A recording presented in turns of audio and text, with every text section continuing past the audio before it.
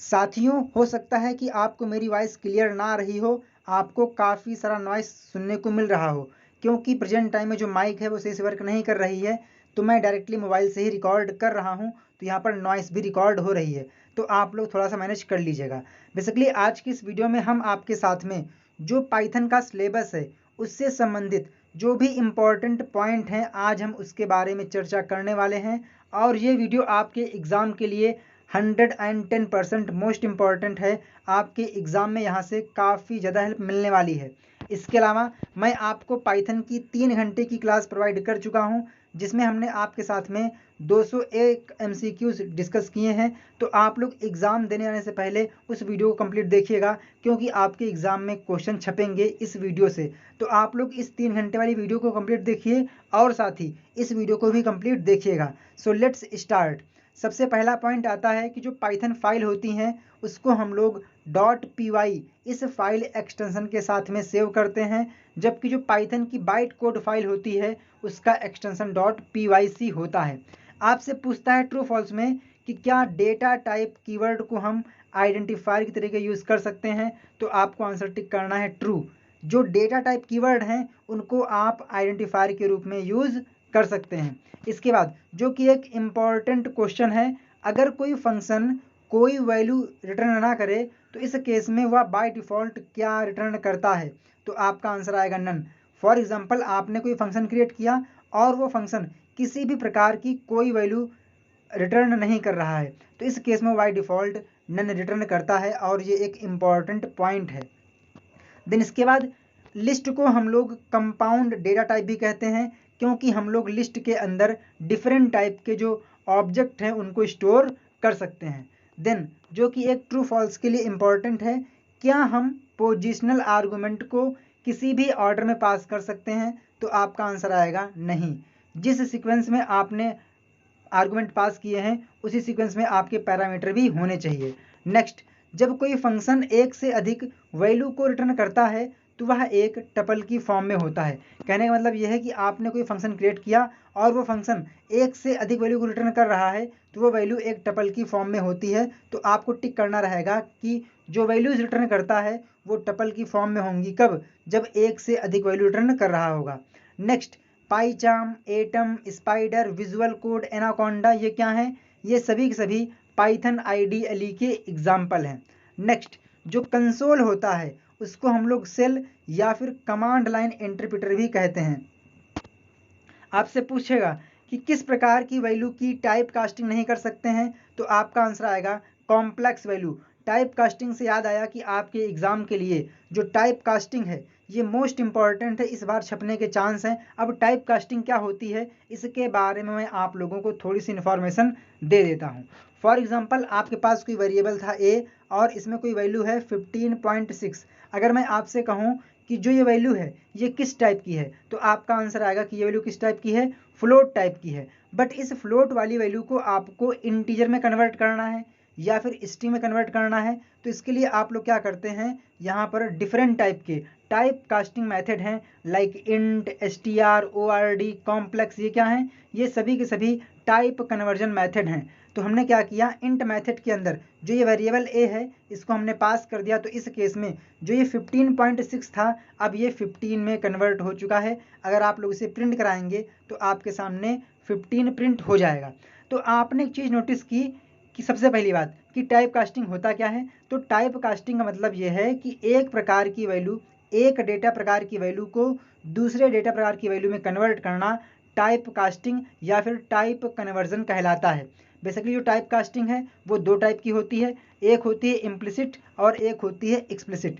तो अगर पाइथन ने खुद से अपनी रिक्वायरमेंट के अनुसार एक प्रकार की वैल्यू को दूसरे प्रकार की वैल्यू में कन्वर्ट किया है, तो उसको हम बोलते हैं इम्प्लिसिट टाइप कन्वर्जन या फिर हम लोग कॉशन भी कहते हैं। जबकि यहाँ पर आपने देखा था इस एग्जाम्पल में मैंने खुद से इंट मेथड की हेल्प से उसकी वैल्यू को इंटीजर में कन्वर्ट किया था, तो ऐसी टाइप कास्टिंग को बोलते हैं एक्सप्लिसिट टाइप कास्टिंग या फिर कास्टिंग।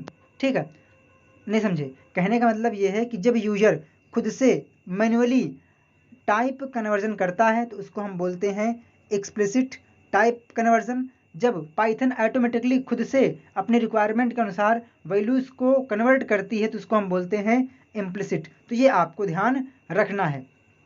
बेसिकली टाइप कास्टिंग के अलावा आप लोग कमांड लाइन आर्गुमेंट, रिकर्सन, ठीक है, लूप्स, ऑपरेटर, ठीक है, तो इनको आप अच्छी तरीके से पढ़ के जाइएगा। जैसे कि प्राइम नंबर हो गया, फाइबोनाची सीरीज हो गया, तो ये एक इंपॉर्टेंट टॉपिक है, तो इनको आप अच्छी तरीके से तैयार कर लीजिए, आपके एग्जाम में क्वेश्चन आने की पूरी संभावना है। नेक्स्ट आपसे पूछेगा कि क्या पाइथन में कैर टाइप होता है, तो आपका आंसर आएगा जी नहीं, इसमें str टाइप होता है। नेक्स्ट इम्प्लिसिट कन्वर्जन को हम लोग कॉशन भी कहते हैं। नेक्स्ट सिंटेक्स एरर को हम लोग पर्सिंग एरर भी कहते हैं। नेक्स्ट स्टार की हेल्प से आप किसी भी सीक्वेंस के डेटा को रिपीट कर सकते हैं। आपसे पूछेगा कि सीक्वेंस डेटा को रिपीट करने के लिए कौन सा ऑपरेटर है, तो आपका आंसर आएगा स्टार। नेक्स्ट जिसको हम बोलते हैं एस्टरिस्क, इंट, फ्लोट, कॉम्प्लेक्स, बूल, str, ये क्या हैं? ये सभी के सभी कोर डेटा टाइप हैं जिसको हम लोग फंडामेंटल डेटा टाइप भी कहते हैं। जबकि टपल, लिस्ट, डिक्शनरी ये क्या है? ये बेसिक डेटा स्ट्रक्चर है। नेक्स्ट आपसे पूछ सकता है कि क्या क्लास एक डेटा टाइप है, तो आपको आंसर टिक करना है ट्रू। स्टेप वैल्यू जो होती है वो कभी भी 0 नहीं होती है। नेक्स्ट नंपाई एरे में अगर आप 0 से डिवाइड करेंगे तो आपको एरर नहीं मिलेगा, बल्कि INF जिसको बोलते हैं इन्फिनाइट, ये मिलता है, और ये एक इम्पॉर्टेंट क्वेश्चन है।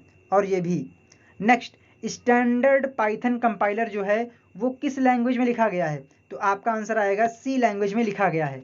नेक्स्ट PVM, तो PVM को हम लोग पाइथन इंटरप्रेटर भी कहते हैं और इसका full form Python virtual machine होता है। इससे हमको ध्यान आया कि आपके एग्जाम के लिए लिंकर और लोडर भी इंपॉर्टेंट है। अब ये लिंकर लोडर क्या होता है इसको समझ लेते हैं।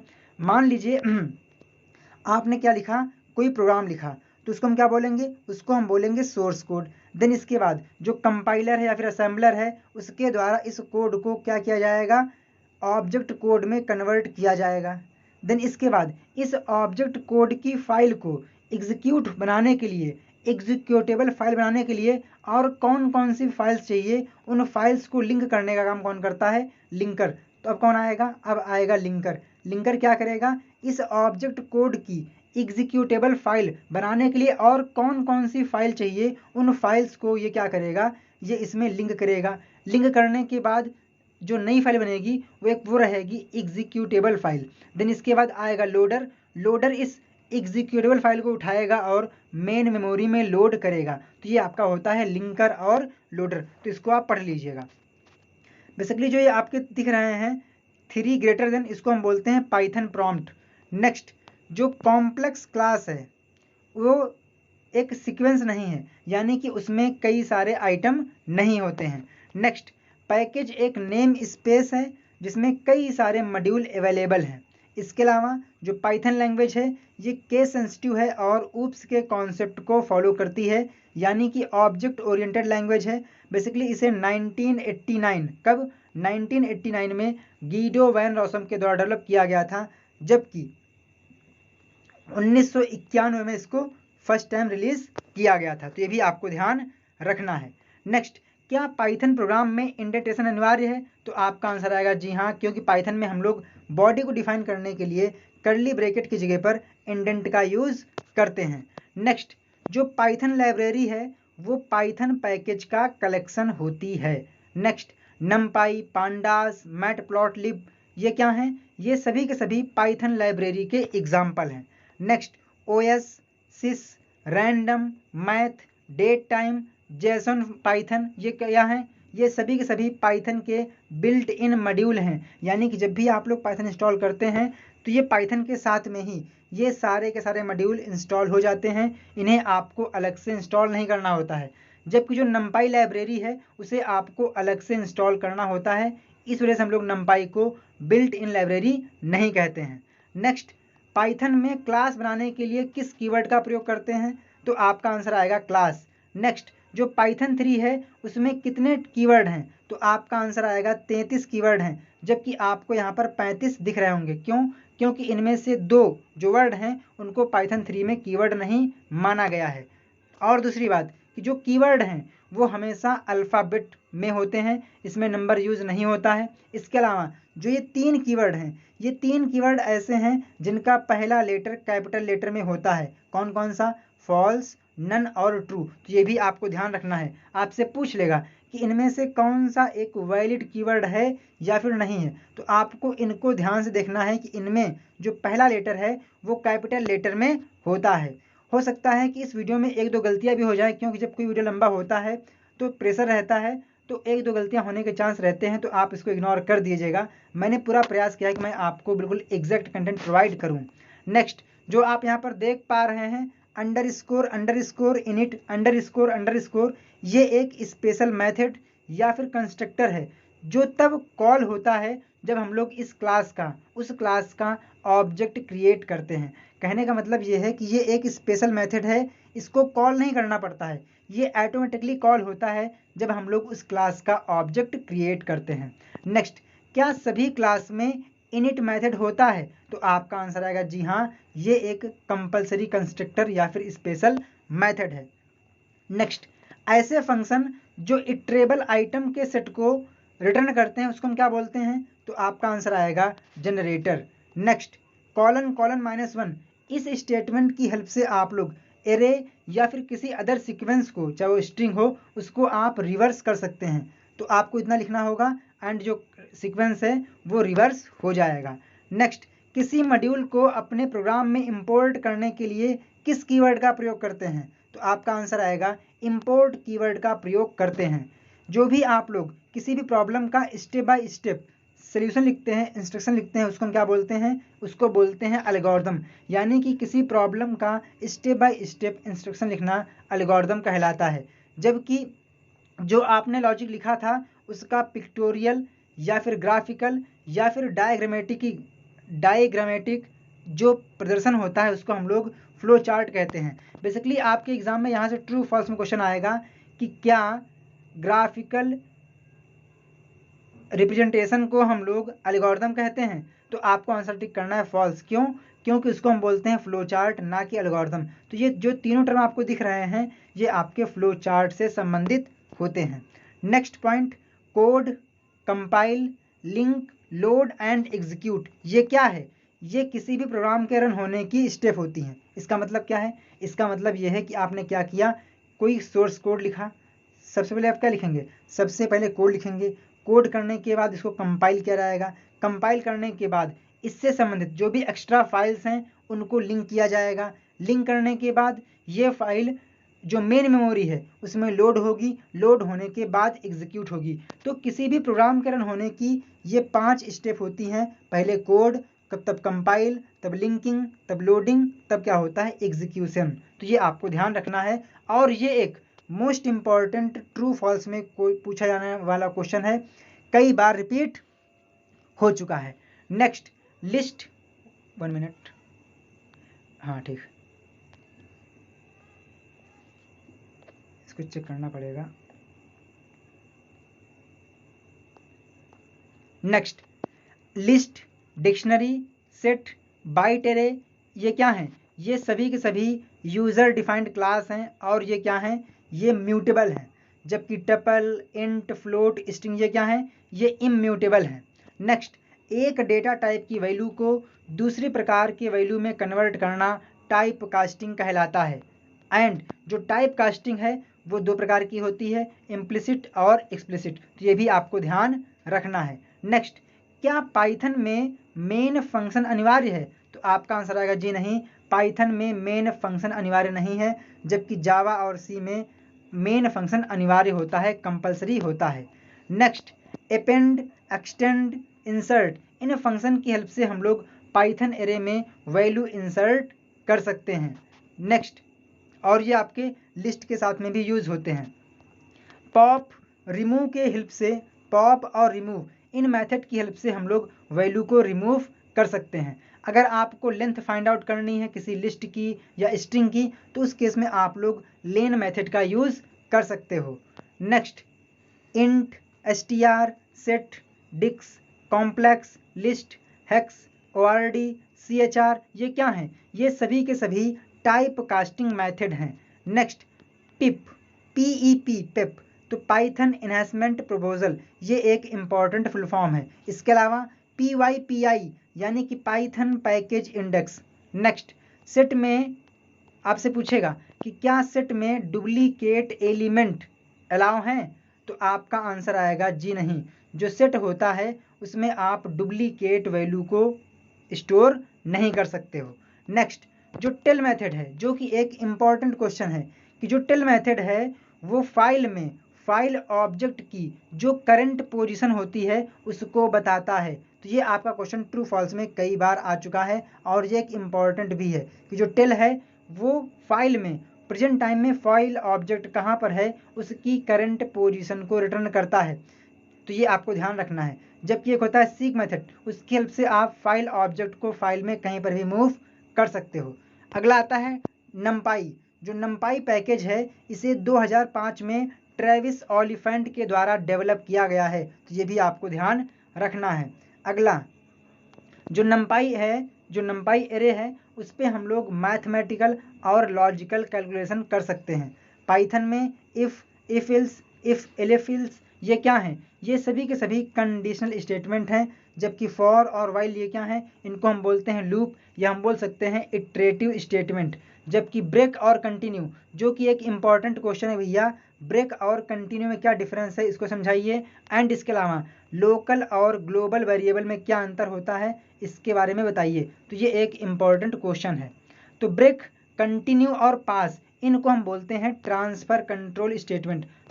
नेक्स्ट, पाइथन में फंक्शन को मॉड्यूल, क्लास या अन्य फंक्शन के अंदर डिफाइन कर सकते हैं। बेसिकली ये क्वेश्चन आपके एग्जाम में आएगा ट्रू फॉल्स में। अगर आएगा तो आपसे कहेगा कि क्या एक फंक्शन के अंदर दूसरे फंक्शन को डिफाइन कर सकते हैं, तो आपका आंसर आएगा जी हाँ, एक फंक्शन के अंदर दूसरे फंक्शन को डिफाइन कर सकते हैं। जब आप लोग किसी फंक्शन को क्लास के अंदर डिफाइन करते हैं तो उसको हम लोग फंक्शन ना बोलकर उसको बोलते हैं क्या, मेथड। तो ये भी आपको ध्यान रखना है।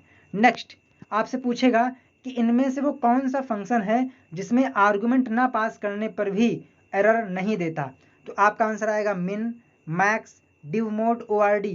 ये वो फंक्शन है अगर आप इसमें आर्गुमेंट पास नहीं करेंगे तो ये क्या करेगा, ये आपको एरर देगा। जबकि इंट, फ्लोट, str ये क्या करते हैं, ये आपको एरर नहीं देते हैं। तो ये आपको ध्यान रखना है, ये एरर नहीं देंगे।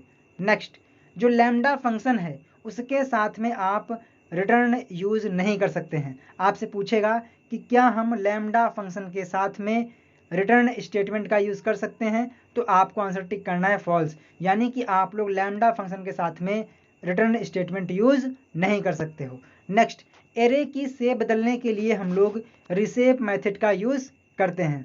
इसके अलावा आपसे पूछ सकता है कि जो नंपाई एरे है वो किस प्रकार का पैकेज है, तो आपका आंसर आएगा एरे प्रोसेसिंग पैकेज है।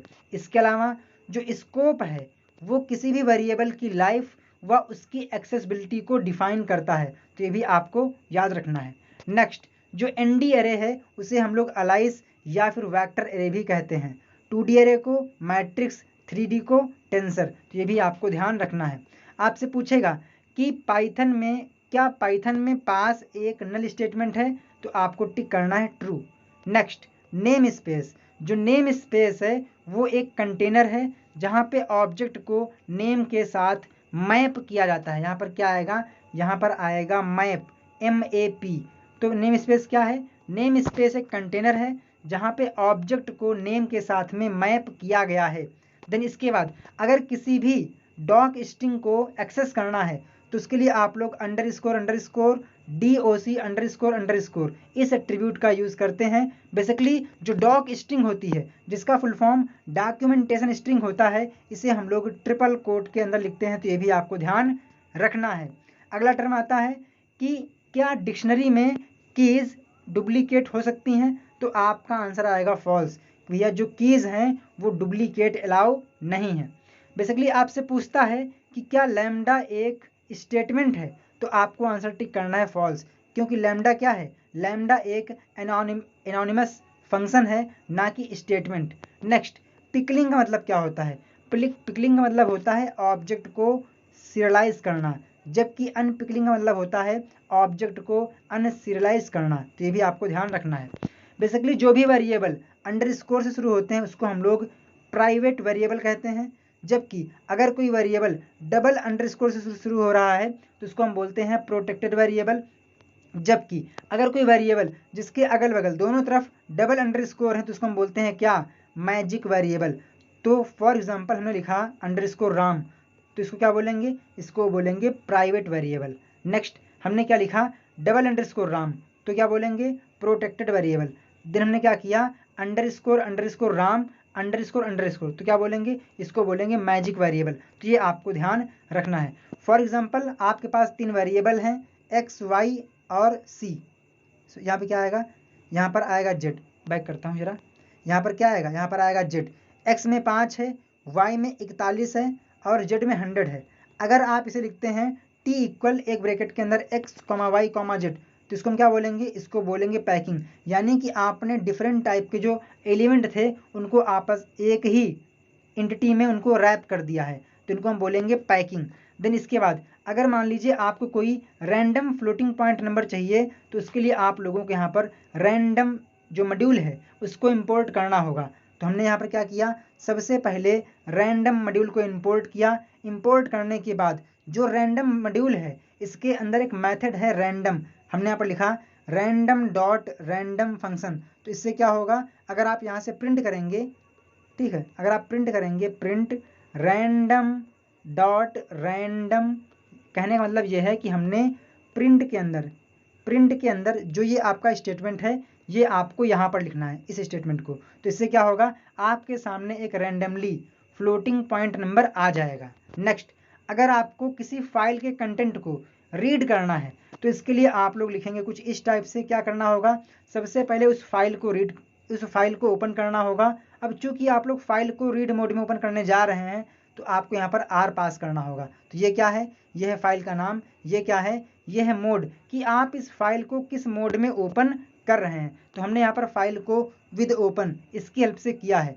Then F with open and bracket के अंदर माई फाइल डॉट txt, और इसको हमने रीड मोड में ओपन कर लिया है एज fo। fo क्या है, fo एक फाइल ऑब्जेक्ट है, या हम बोल सकते हैं फाइल हैंडलर है, या हम बोल सकते हैं फाइल पॉइंटर है। देन इसके बाद हमने क्या किया, इसी फाइल ऑब्जेक्ट की हेल्प से रीड मेथड की मदद लेके हमने इसका जो कंटेंट है उसको रीड किया।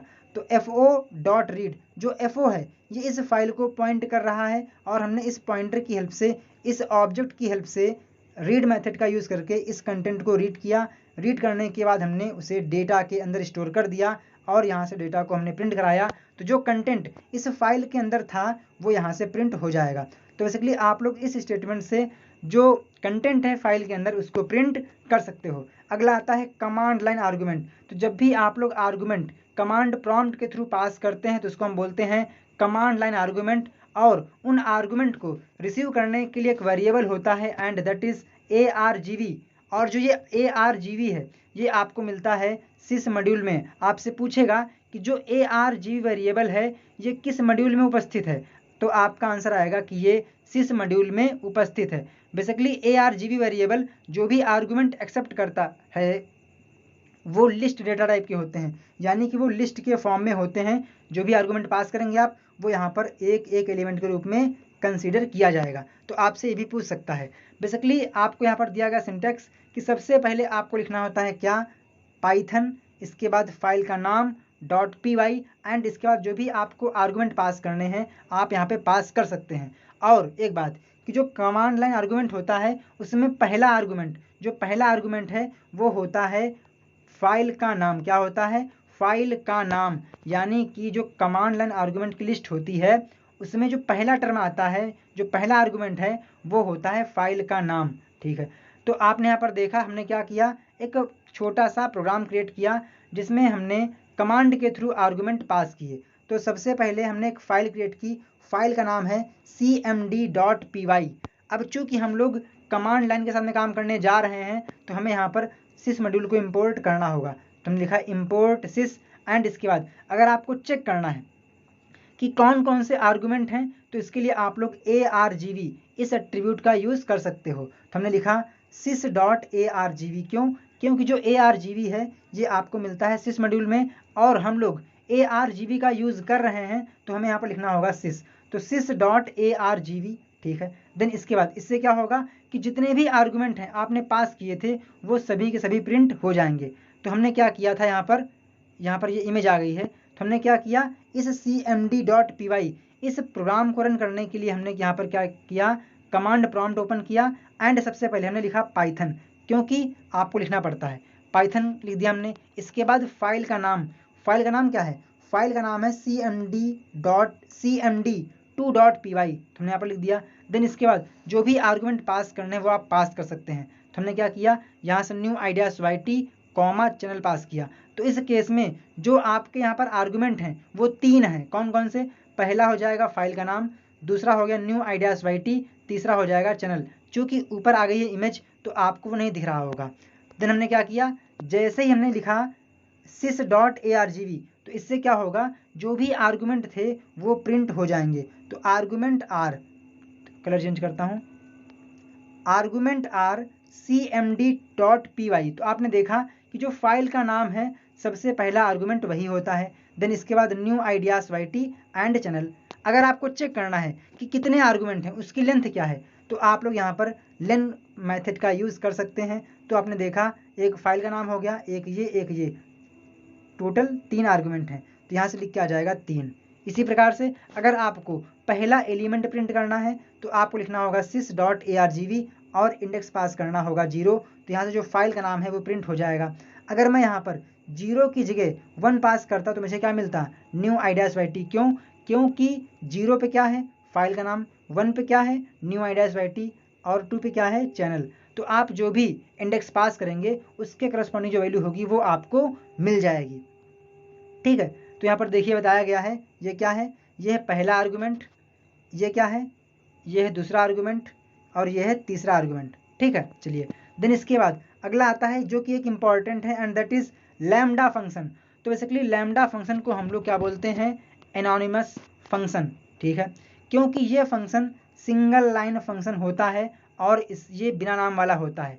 लैम्डा फंक्शन को डिफाइन करने के लिए हम लोग लैम्डा कीवर्ड का यूज़ करते हैं। आपसे पूछ सकता है कि लैम्डा फंक्शन को डिफाइन करने के लिए किस कीवर्ड का यूज़ करते हैं, तो आपका आंसर आएगा लैम्डा। और एक बात कि जो लैम्डा फंक्शन है इसमें आप जितने चाहें उतने आर्गुमेंट पास कर सकते हो, बट यहाँ पर जो एक्सप्रेशन है वो सिर्फ और सिर्फ एक ही हो सकता है। एग्जाम्पल लेते हैं, मान लीजिए आपको क्या करना है, लैम्डा फंक्शन की हेल्प से किसी नंबर का जो क्यूब होता है, जो घन होता है, वो प्रिंट करना है। तो आप कैसे करेंगे, तो हमने क्या किया, लिखा x इक्वल, ठीक है, x मान लिया, x क्या है, x एक वेरिएबल है। देन इसके बाद चूंकि हम लोग लैम्डा फंक्शन के साथ में काम करने जा रहे हैं तो हमें यहाँ पर लैम्डा कीवर्ड लिखना होगा।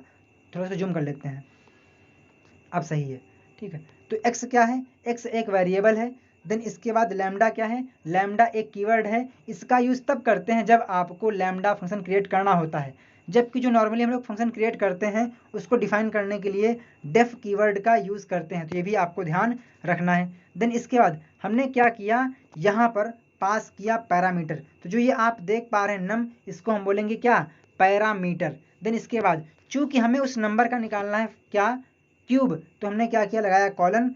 कॉलन देने के बाद जो ये आप देख पा रहे हैं इसको हम बोलते हैं क्या, एक्सप्रेशन। तो जो लैम्डा फंक्शन है उसको डिफाइन करने के लिए हम लोग लैम्डा कीवर्ड का यूज़ करते हैं। इसके अलावा दूसरा पॉइंट कि जो लैम्डा फंक्शन है इसमें आप जितने चाहें उतने पैरामीटर पास कर सकते हो, बट जो एक्सप्रेशन है वो सिर्फ और सिर्फ एक ही हो सकता है जो आप यहाँ पर देख पा रहे हैं।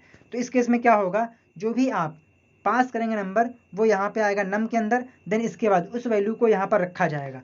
फॉर एग्जाम्पल आपने क्या किया, लिखा प्रिंट एक्स। एक्स क्या है, जो ये एक्सप्रेशन है जब ये सॉल्व होगा तो उसका आंसर कहाँ पर स्टोर होगा, तो हमने कहा एक्स के अंदर। तो हमने यहाँ पर लिखा एक्स कि भैया एक्स को हमने यहाँ से कॉल किया एंड हमने कॉल करते समय 5 को पास किया। तो जो ये 5 है ये कहाँ जाएगा, ये जाएगा इस नम के पास में एंड इसके बाद इस वैल्यू को यहाँ पर रखा जाएगा।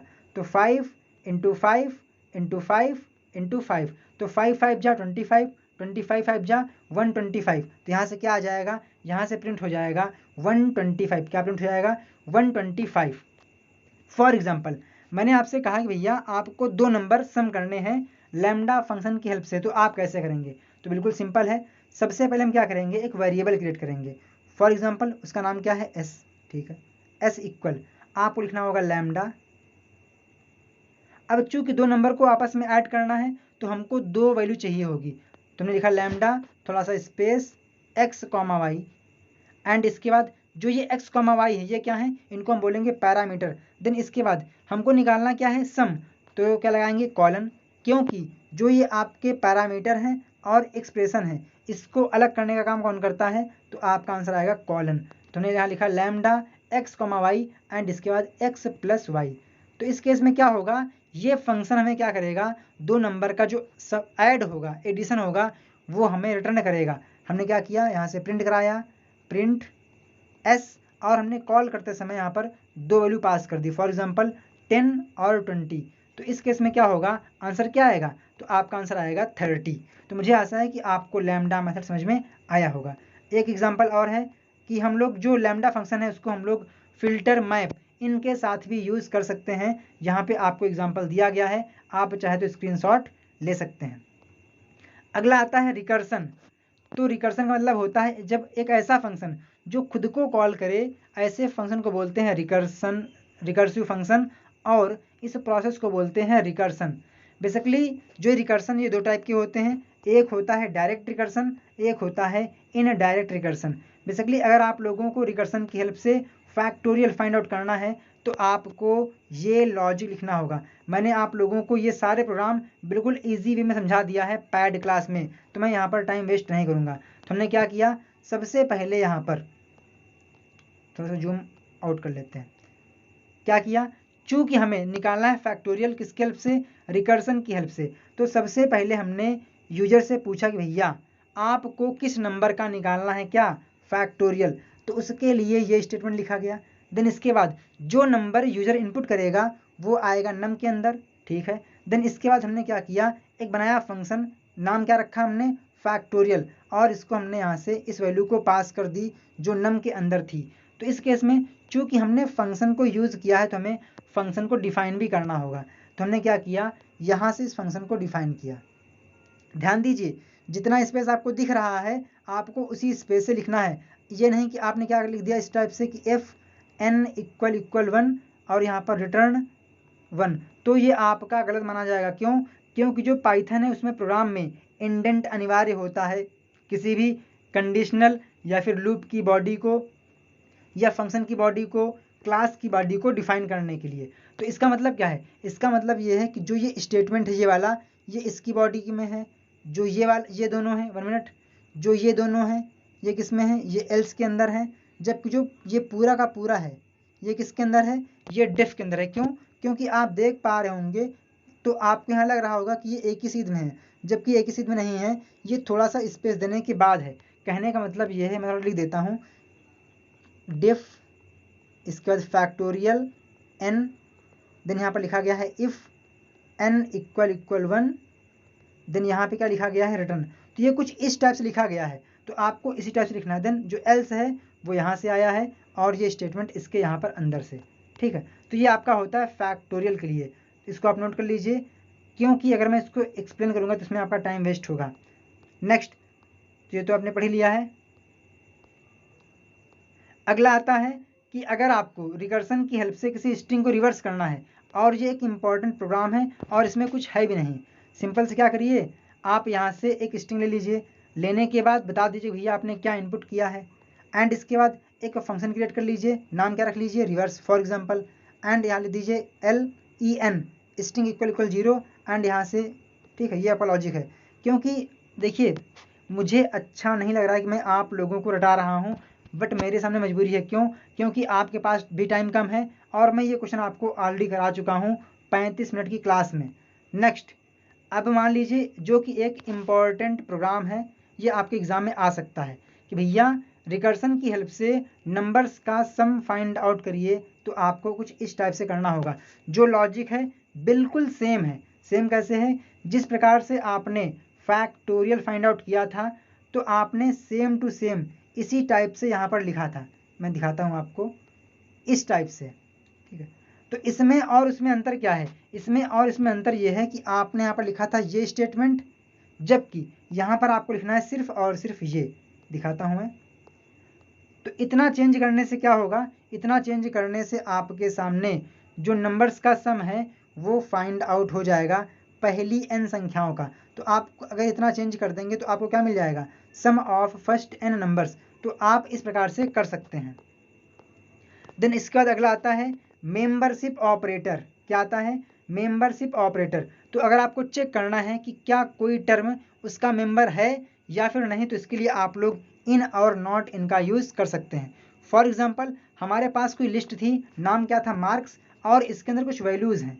देन इसके बाद मुझे चेक करना है कि क्या इस सीक्वेंस में 50 है या फिर नहीं, क्या 50 इसका मेंबर है या फिर नहीं। तो हमने क्या लिखा, 50 इन क्या है, इन एक कीवर्ड है, इन क्या है, इन एक कीवर्ड है। तो हमने कहा कि क्या 50 मार्क्स के अंदर है, तो 50 इन मार्क्स अगर होगा तो आपको मिलेगा ट्रू, नहीं तो फॉल्स। अगर ये ना होता इसके अंदर तो आपको मिलता फॉल्स। इसी प्रकार से आपका होता है नॉट इन। मैंने कहा कि जो 50 है वो मार्क्स के अंदर नहीं है, 50 नॉट इन मार्क्स। तो इस केस में जबकि जो 50 है यहाँ पर मौजूद है, यानी कि यहाँ पर जो नॉट इन है ये आपको देगा फॉल्स। क्यों, क्योंकि मैं बोल रहा हूँ कि 50 मार्क्स के अंदर नहीं है जबकि 50 इसके अंदर मौजूद है। नेक्स्ट आता है आइडेंटिटी ऑपरेटर। तो अगर आपको ऑब्जेक्ट की जो आइडेंटिटी है उसको चेक करना है तो आप लोग इज और इज नॉट का यूज़ कर सकते हैं। फॉर एग्जाम्पल आपके पास एक वेरिएबल ए है जिसके पास 10 है, एक वेरिएबल बी है जिसके पास 10 है।